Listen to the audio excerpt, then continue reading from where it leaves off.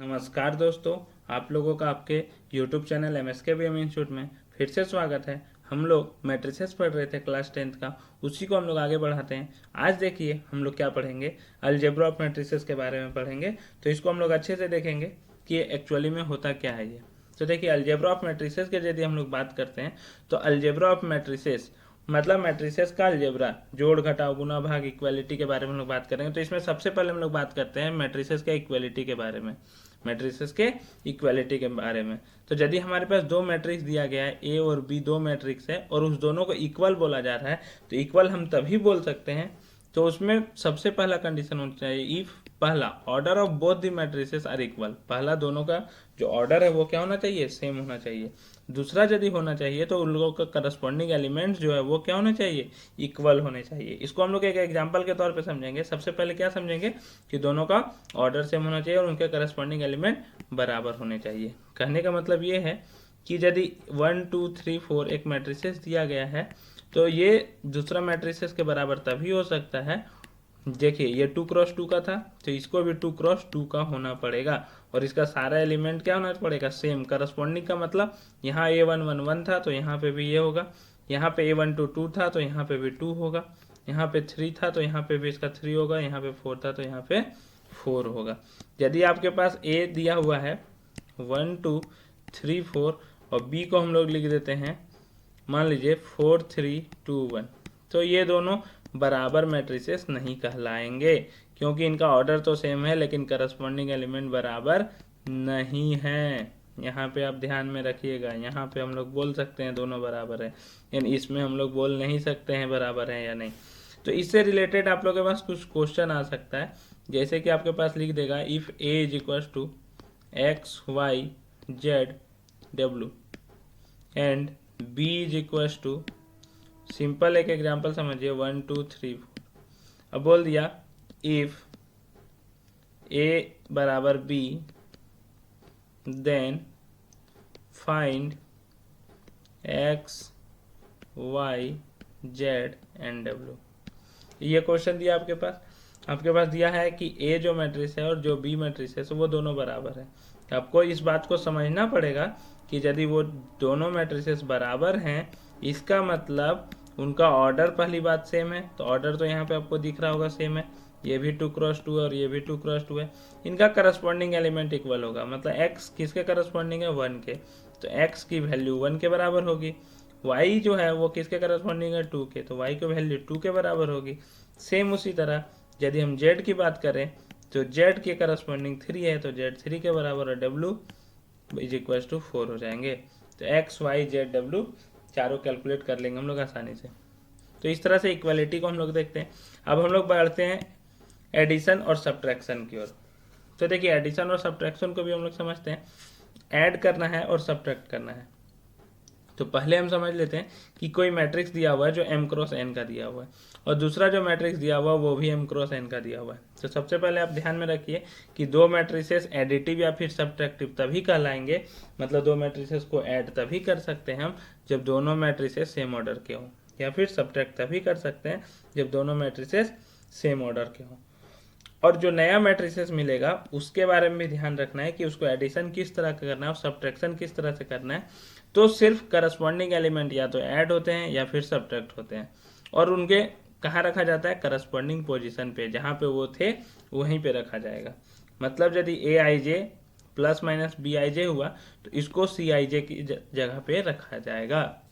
Addition और subtraction पहला order क्या होना चाहिए, सेम होना चाहिए, और ऐड हम लोग करस्पॉन्डिंग एलिमेंट को करेंगे और उसको कहाँ पे पुट करेंगे, हम लोग करस्पॉन्डिंग पोजीशन को पुट करेंगे, पोजीशन पे पुट करेंगे। इसको आप एक एग्जांपल के तरह समझ सकते हैं तो आपको आसानी से समझ में आएगा।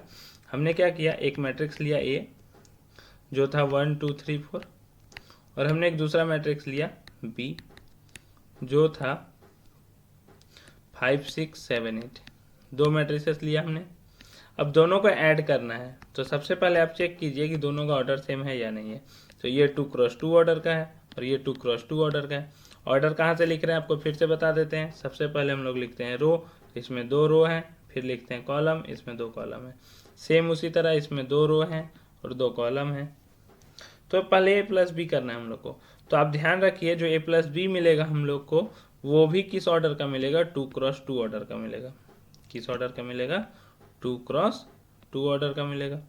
अब करस्पॉन्डिंग पोजीशन को ऐड करना है, तो 1 के करस्पॉन्डिंग क्या है, 5, तो यहाँ पे क्या होगा 1 + 5। अब यदि देखें 2 के करस्पॉन्डिंग क्या है यहाँ पे 6, तो यहाँ पे होंगे 2 + 6। 3 के करस्पॉन्डिंग है 7, तो 3 + 7।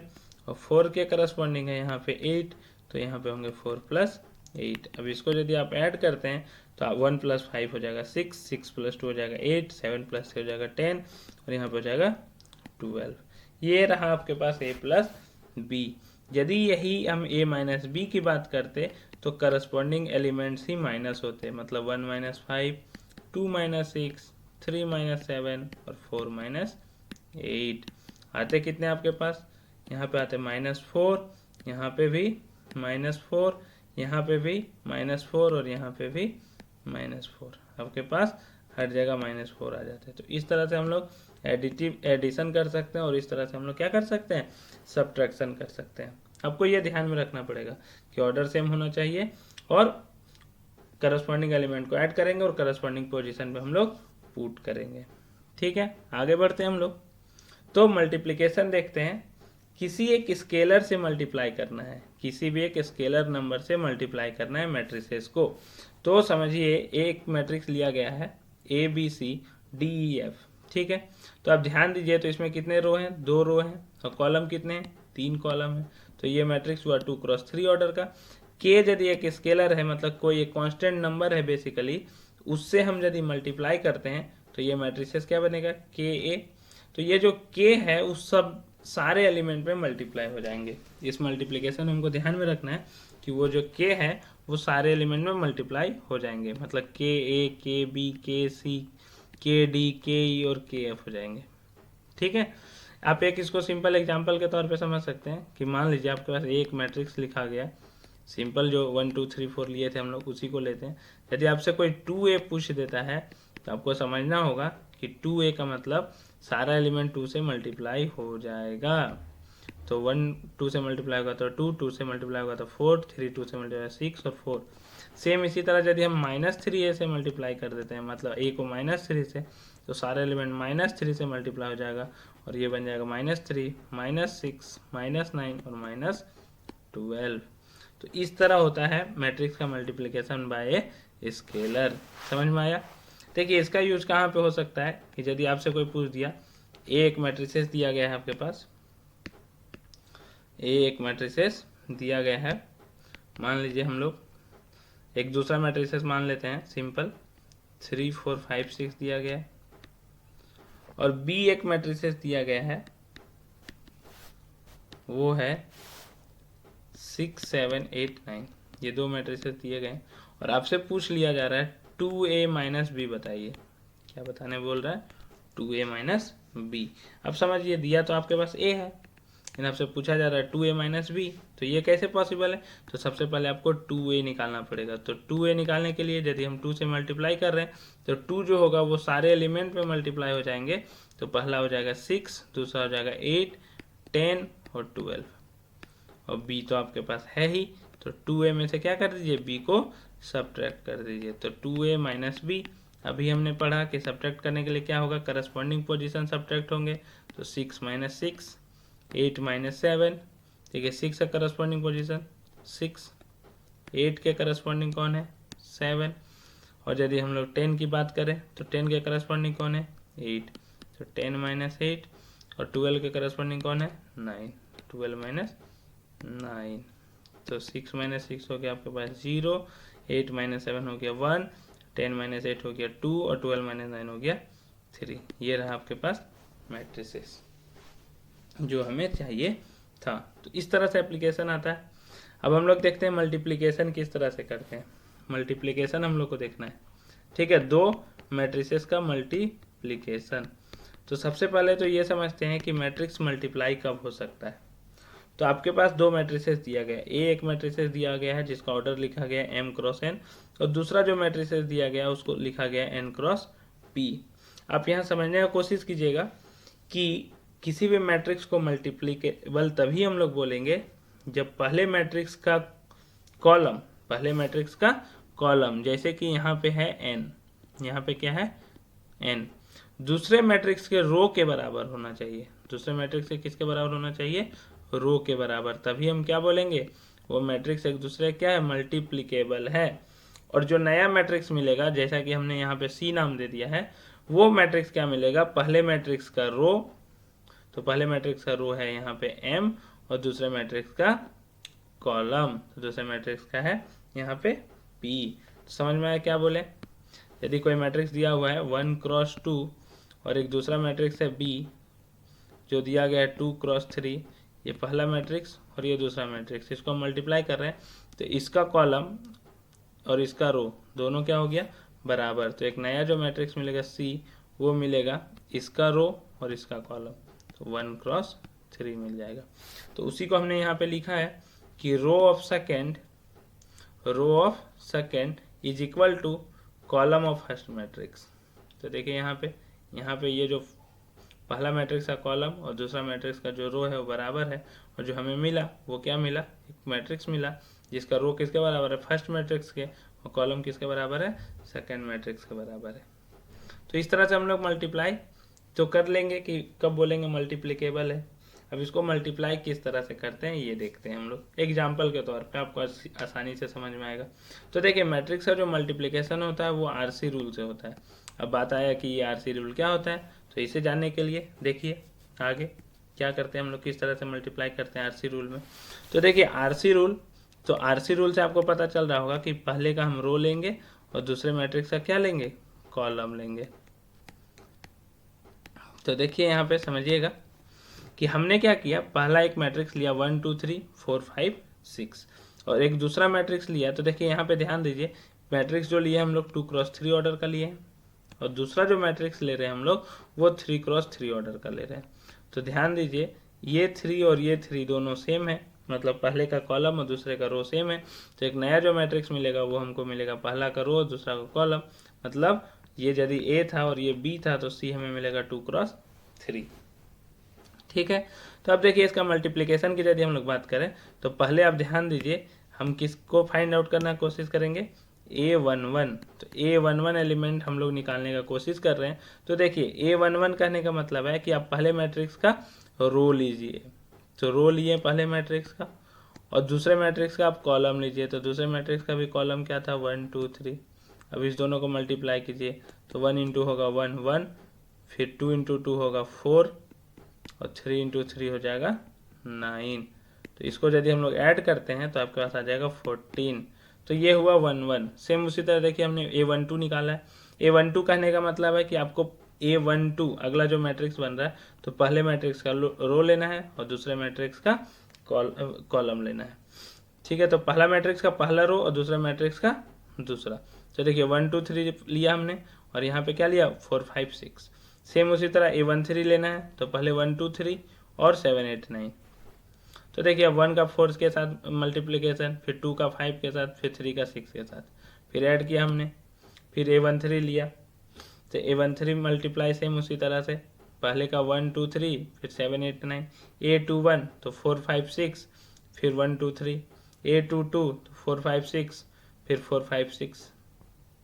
मतलब पहले A1 इसको लिए पूरा और इसको लिए पहले, तो A11 मिला, फिर इसी को लेते हुए इसको लिए तो हमें क्या मिला? A12 मिला।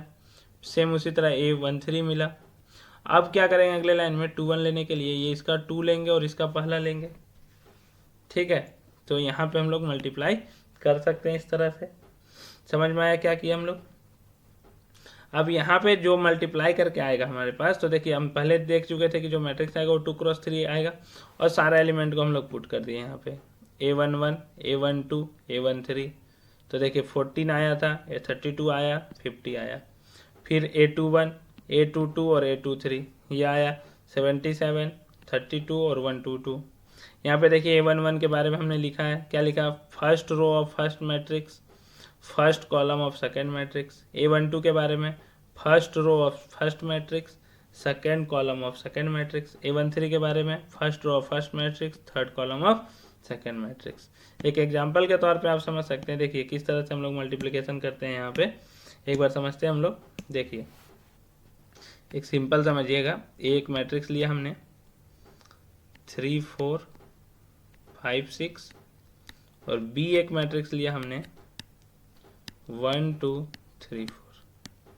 देखिए ये 2 क्रॉस 2 और ये भी 2 क्रॉस 2। सबसे पहले मल्टीप्लिकेशन होने के लिए इसका रो और इसका कॉलम दोनों सेम होना चाहिए, तो सेम है। तो जो एक नया मैट्रिक्स बनेगा हमारे पास वो सी बनेगा। सी जो बनेगा वो किस ऑर्डर का बनेगा, 2 क्रॉस 2 ऑर्डर का बनेगा। तो देखिए यहाँ पे हम लोग को एलिमेंट पुट करना है। तो यदि आप ध्यान देंगे तो पहला A11 एलिमेंट होगा। तो A11 एलिमेंट के लिए क्या करेंगे हम लोग, देखिए कलर चेंज करते हैं हम लोग, इसका रो और इसका कॉलम। तो लिए 3 4 और इधर 1 3, 3 4 ले लिया हम लोग और 1 3 ले लिया। गुना कीजिए 3 का 1 के साथ, 4 का 3 के साथ, तो कितना हो जाएगा 3 इंटू 1 कितना होता है 3, प्लस 4 इंटू 3 कितना होता है 12। तो 12 प्लस 3 कितना हो जाएगा 15। A11 हो गया। A12 की यदि बात करें तो पहला मैट्रिक्स का हमको क्या लेना है, रो लेना है। दूसरे मैट्रिक्स का क्या लेना है, कॉलम लेना है। तो देखिए दूसरे मैट्रिक्स का कॉलम ले रहे हैं। कौन सा कॉलम लेंगे, तो यहाँ से हमको पता चलेगा कि यहाँ 2 लिखा हुआ है, तो दूसरा कॉलम लेंगे। अब देखिए अब मल्टीप्लाई कीजिए, तो 3 का 2 के साथ और 4 का 4 के साथ, तो 3 2 हो जाएगा हमारे पास 6 और 4 4 हो जाएगा 16। तो कितना हो गया 22। 16 प्लस 6 22। अब यदि हम लोग बात करते हैं A21 की, तो A21 कितना होगा देखिए। तो A21 कहने का मतलब क्या है कि इसका रो लेना है पहले, मतलब 5 6, और पहले का इसका क्या लेना है, कॉलम लेना है। तो यहाँ पे होगा 1 3। तो देखिए 5 का मल्टीप्लिकेशन 1 के साथ और 6 का मल्टीप्लिकेशन 3 के साथ। तो 5 इंटू 1 हो जाएगा 5 और 6 इंटू 3 हो जाएगा 18। तो 18 प्लस 5 कितना हो जाएगा 23। अब A22 यदि हम लोग निकालते हैं तो 2 2 कहने का मतलब पहला का तो रो ही लेंगे हम लोग, फिर दूसरा का भी, दूसरा का कॉलम लेते हैं। तो दूसरा का कौन सा कॉलम लेंगे, 2 लिखा हुआ है, तो दूसरा कॉलम, तो दूसरा कॉलम है हमारे पास 2 4। अब इसका मल्टीप्लिकेशन होगा 5 का 2 के साथ और 6 का 4 के साथ। तो 5 का 2 के साथ मल्टीप्लिकेशन करते हैं तो हो जाएगा 10 और 6 का 4 के साथ करते हैं तो हो जाएगा 24। दोनों का ऐड करेंगे तो कितना हो जाएगा 34। अब सबको पुट कर देंगे। तो देखिए ये मेरा A11 था, ये A12 था, ये A21 था और ये A22 था। तो A11 कितना है मेरे पास 15, तो यहाँ पे रख देंगे 15। A12 कितना है 22, A21 कितना है 23 और यहाँ पे ये कितना है 34। तो इस तरह से हम लोग मल्टीप्लाई करेंगे। ठीक है, ये था हम लोग का एडिशन। ठीक है, सब्ट्रैक्शन, फिर मल्टीप्लिकेशन बाय स्केलर, फिर मल्टीप्लिकेशन मैट्रिक्सेस का किस तरह से करेंगे। ठीक है, आशा करते हैं आपको ये सब समझ में आया होगा। हम लोग फिर से मिलेंगे कुछ क्वेश्चन के साथ। आप हमें कमेंट करके बता सकते हैं कि आपको क्या कुछ यदि डाउट है तो, और आपको समझ में आया होगा तो हमारे वीडियो को लाइक करें और हमारे चैनल को शेयर एंड सब्सक्राइब करें। धन्यवाद।